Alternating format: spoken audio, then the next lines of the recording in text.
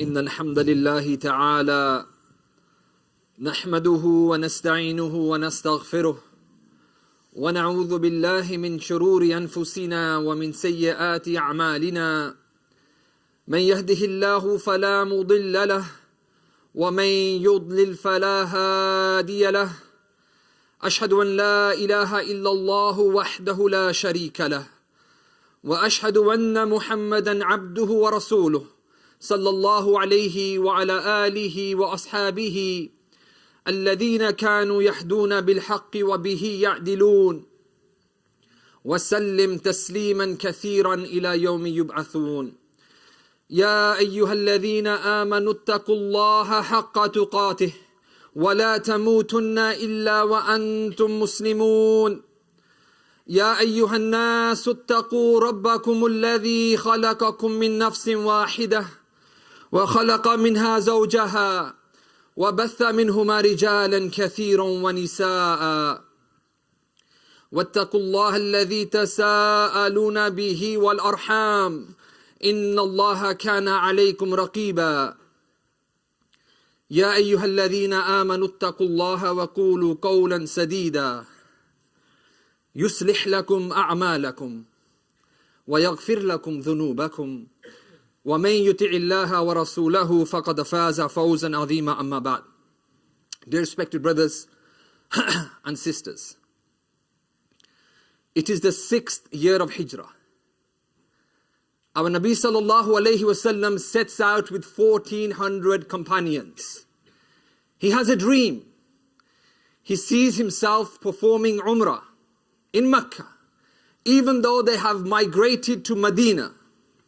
So our Nabi sallallahu alayhi wasallam sets out with a delegation of 1400. They get to a place 15 miles on the outskirts of Mecca called Hudaybiyah. And then there an amazing event takes place that we will focus on today, in today's khutbah. The Quraysh, they did not want the Muslims to come in and perform Umrah.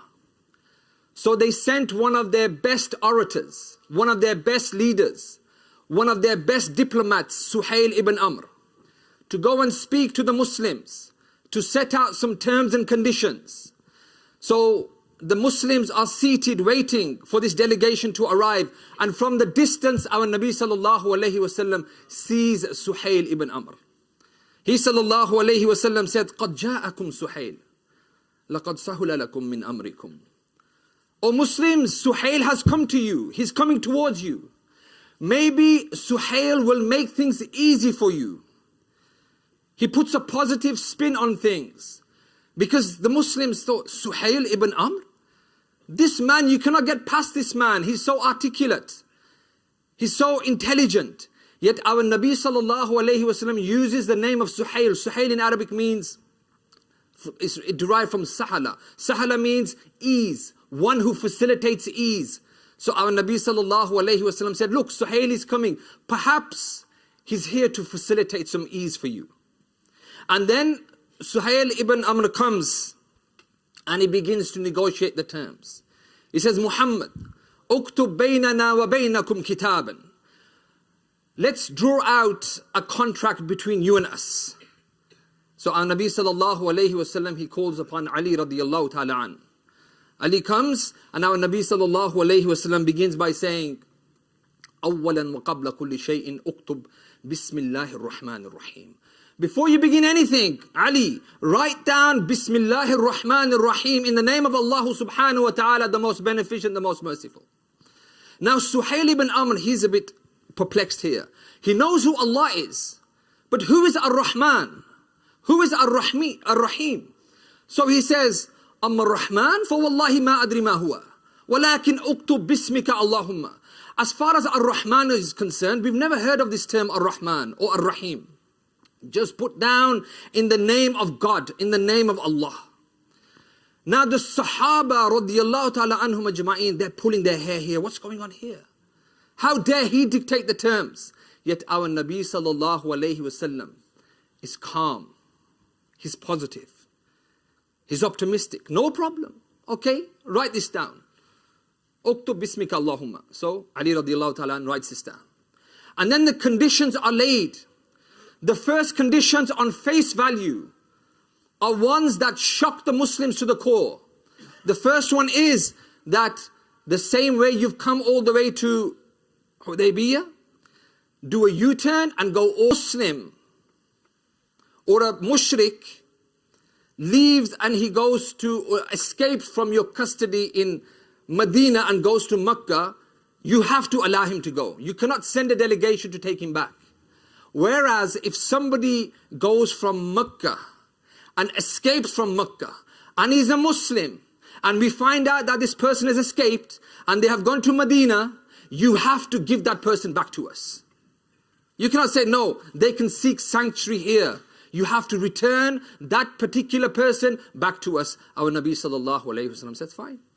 The companions are looking at this on face value. They are thinking, it's not a win-win situation here. We're losing here.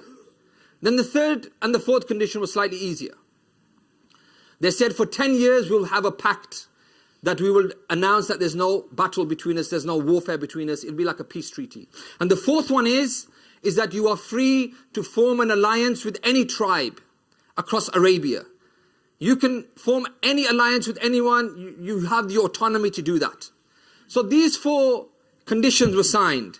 And then our Nabi sallallahu alayhi wasallam says to Ali radiallahu ta'ala an, put down my signature, Muhammad Rasulullah sallallahu alayhi wasallam. And again, Suhail ibn Amr. He looks at our Nabi sallallahu alayhi wasallam. He says, لو كنا نعلم أنك رسول الله. If we knew that you were the messenger of Allah, ما صددناك عن البيت. We would not have stopped you from going to the Kaaba. ولا قاتلناك. We would not have fought you. ولكن اكتب محمد بن عبد الله. Just put down Muhammad, the son of Abdullah. Now here the companions are like, bro, this has gone way past. Ali radiallahu ta'ala and is saying, look, I can't even erase Muhammad Rasulullah. My hands do not allow me to erase. And then our Nabi says calmly, positively, like the great leader he was, show me where it's written, let me smudge it out. Now brothers and sisters, on face value, these were difficult terms. But what made things worse was that while Suhail ibn Amr is dictating the terms and the treaty has been signed, from the horizon comes a man who has been walking for 15 miles from Mecca. A man who was none other than the son of Suhail ibn Amr. His name was Abu Jandal. And he had heard that the Muslims were in town. And he came all shackled, chained up, because his father had chained him up, but he managed to escape. And then he arrives, disheveled beard, sweaty, tired, exhausted. And he said, oh Muslims, I'm here. Take me with you, oh Muslims. And Suhail ibn Amr grabs him from his chain around his neck and he begins to punch and slap him. This is his son, the one who he shackled and kept him in Mecca. And how dare he embarrass him now in front of everyone. So he says, Muhammad, this is the first person on the treaty, I'm going to take him back. Our Nabi sallallahu alayhi wasallam is pleading, Ya Suhail, just wait. Let this one be. After this one, we will agree to the treaty. Look, just, the ink hasn't even dried. But Suhail is saying, no, Muhammad, this one is coming with us. He's crying, he's pleading. And he's saying, Ay ma'shar al-Muslimin, O Muslims. Uraddu ila al-mushrikeen, wa qad jittu musliman. You're sending me back to the mushrikeen whilst I came to you as a Muslim. Ala tarawna ma qad laqit. Are you not seeing that what I'm facing? And the companions later on went on to mention that this was the most difficult period in their entire lives. Seeing one of their own being beaten and humiliated. And still not being able to do anything in that position. Looking down. And yet our Nabi is saying we can't do anything. And yet our Nabi is trying to barter with Suhail ibn Amr. But Suhail is having none of it. He said, I'm taking him back. It's agreed. And then our Nabi sallallahu alayhi wasallam, he looks at Abu Jandal. He said, Ya Abu Jandal, Isbir wahtasib. Be patient and Allah will facilitate ease for you. Sayajal Allahu laka makhrajan wa faraja. Allah will create for you a way out and Allah will create ease. Ya Abu Jandal, Isbir wahtasib. Oh brothers and sisters in Palestine, have patience. Allah will also make a way out for you. How was this way made out for Abu Jandal? I will explain this in the second part of the khutbah. أقول قولي هذا واستغفر الله لي ولكم ولسائر المسلمين فاستغفروه إنه هو الغفور الرحيم. استغفر الله استغفر الله. بسم الله الرحمن الرحيم. الحمد لله رب العالمين. وصلى الله على نبينا محمد وعلى آله وصحبه أجمعين أما بعد. Can you imagine the scene? I want you to imagine. From three different perspectives. Imagine it from the perspective of our Nabi sallallahu alayhi wasallam, seeing one of your own who has sacrificed everything to convert to Islam, and now they are being beaten. And there is nothing you can do because you have to abide by the contract. I want you to then take a look at it from the perspective and the lenses of the Sahaba. 1,400 in number. And this is when those conversations started taking place, when Umar said, Ya Rasulullah, are we not on the haqq? Are you not? I've come all this way, I've sacrificed everything, and you have metaphorically given me a slap across the face by sending me back. I don't want to be a Muslim. This is not the religion for me. No, he bore it with patience. He bore it with resilience and courage. And then he went back. Many years later, he escapes. And this time he makes his way all the way to Medina. The Quraysh, they send a delegation. Ya Muhammad, you have to agree. Our Nabi sallallahu alayhi wasallam calls Abu Jandal, listen, we are Muslims. We are people who honor contracts. We do not violate contracts. We do not play games, treachery, and play politics like this. We have to abide by the contract. You have to go back with the delegation. We're bound by this contract. So Abu Jandal goes, and as they are around 10 miles out in the desert, one of those men is asleep. The other is out relaxing. Abu Jandal is talking to him. I see you have a nice sword. Wow, how much did you get this for? It's great. So he goes, yeah, here's his sword. He takes the sword, he kills him. The other man wakes up, sees what's going on, and he jumps on his horse and he goes to Medina. Ya Muhammad, Abu Jandal, who we were taking back, he's killed one of our men. And now, what do we do? And our Nabi said, of course, what do you want me to do? According to the contract, we have freed him from us. He's no longer part of Medina. It's your fault, your problem if you couldn't look after him whilst he was in the desert. From the Quraysh, but they didn't go to Medina. And what they did, they set up kind of renegade groups or gangs that would go and attack the caravan of Quraysh to take back some of their goods, some of those things that they had left back in Mecca, and they would ambush these. And it affected the economy of the Quraysh until the Quraysh went back to Medina and they said, Ya Muhammad, erase that part from the contract. You can take these people back. They are impacting and affecting our economy. Take them back with open hands. We're not going to bother with this anymore. Take them back. They are better for us in Medina than they are better for us out in the open. This is how Allah subhanahu wa ta'ala facilitated ease.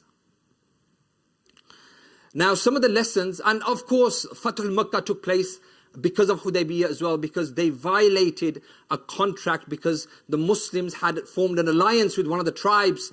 Because Quraysh attacked that tribe, then the Muslims had to go in and they took an army of 10,000 and the conquest of Makkah took place. So the point I want to make is, look at the roots of when all this happened. The 6th year of Hijrah. What's something that on face value looked as though, okay, it's all doom and gloom. It's all finished. Yet look at the positive outcomes, and some of the lessons that we can extract in the next few minutes are these. The first lesson. Whatever you're going through in your personal life, whatever situation you're going through, domestic, marital, financial, any test, on face value you may think it's going to break you. You're finished. Be positive. Be optimistic. Do not let shaitan come and make you more anxious, more pessimistic. Be positive like our Nabi sallallahu alayhi wasallam. Whenever there was any issue on face value that would have broke anybody else, our Nabi sallallahu alayhi wasallam, he would always look at the glass half full. Never half empty mindset. So that's the first thing. Whatever situation that you're going through, look at it from this particular lens. Have a paradigm shift. Never become pessimistic. Allah has got your back. Be optimistic. Be confident, positive. Second point is, if we look at how our Nabi sallallahu alayhi wasallam demonstrated patience.